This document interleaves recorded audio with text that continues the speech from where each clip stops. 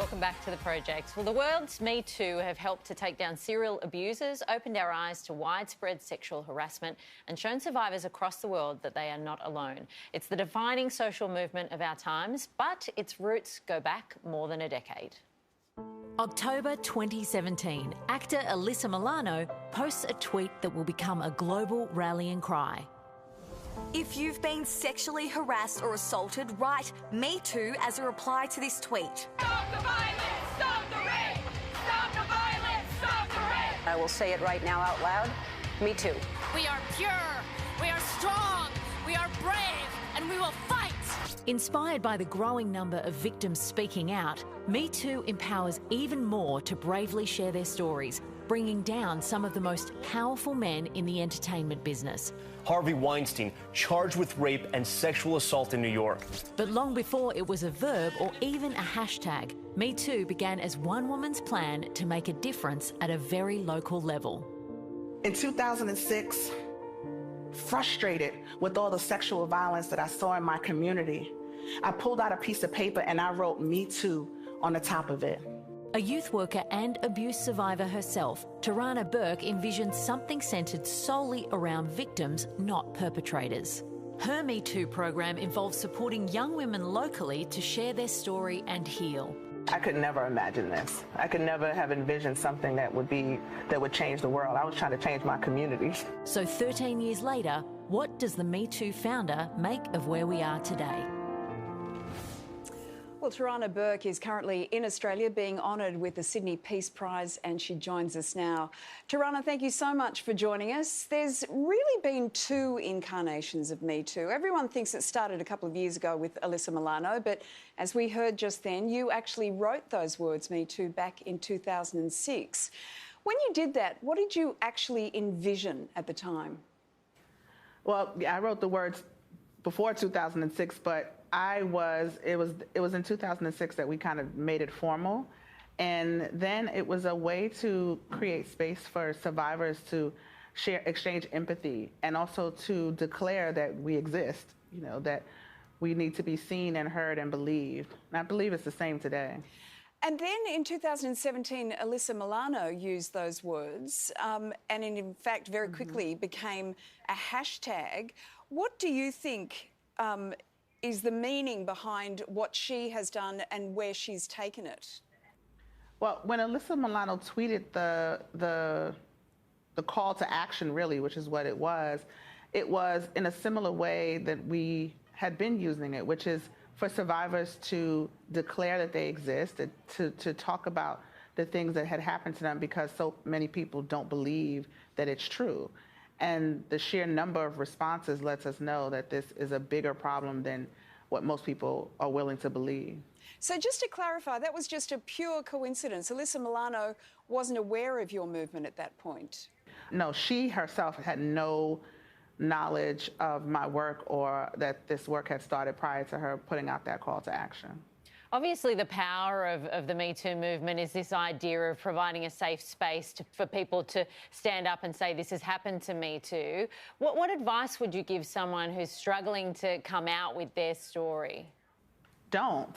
I think if you are struggling to come out with your story, then you should really think hard about if it's time or not to come out with your story. There's nothing that says that people have to tell their stories. There's nothing that says that people have to say or declare Me Too in order to be a part of the Me Too movement. And I think struggling with whether to come forward or not is a perfect indication that you may not be ready. It's a big deal to disclose. It's not a small thing to let the world know about some of the worst things that ever happened to you, because people aren't really careful with our stories. They aren't careful with our feelings.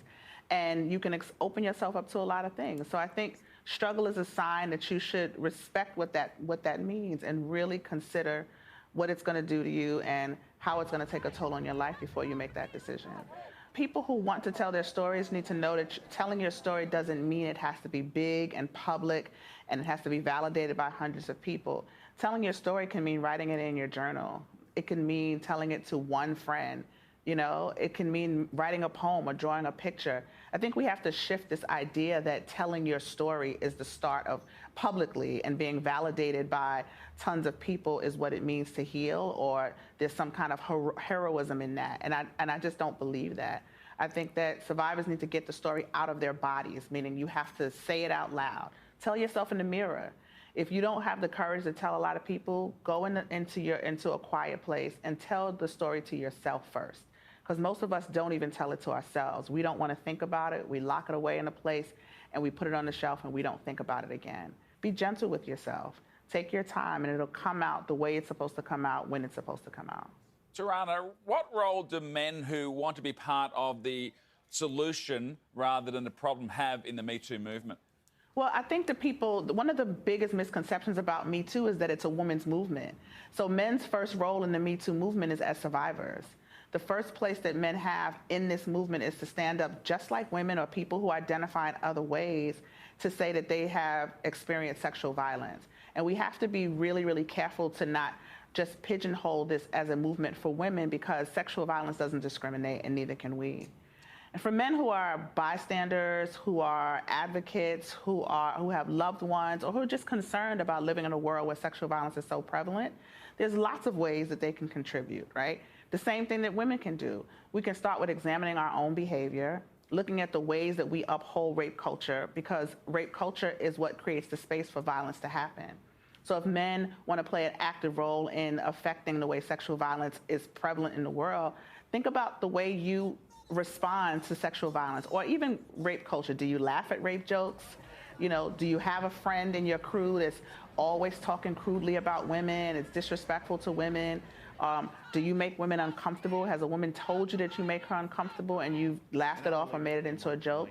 I think the first thing men can do is a little bit of self-examination and then have some conversations with each other. There's an accused abuser in the White House. There's another one on the bench of the US Supreme Court. Countless others in positions of power. Surely that's disheartening. Well, first of all, the person in the White House is not an accused abuser. He's a self-professed abuser. He said it himself, so we can only use his own words. It is disheartening to some degree, but also I am willing to bet dollars to donuts that we have had abusers in the White House before and on the Supreme Court before. We just didn't know about it. So to some degree, I feel like knowing about it puts a little bit of power in our side, right? We know who we're up against, we know who they are, and we know exactly where to aim our fight. It's disheartening to see people in positions of power get more power and be in positions to influence laws and policies and even culture to such a large degree. But it also is the catalyst for so many of us jumping in and joining this fight. Well, Tarana, we really appreciate you coming on the show this evening. Thanks so much. Thank you. Thank you for having me.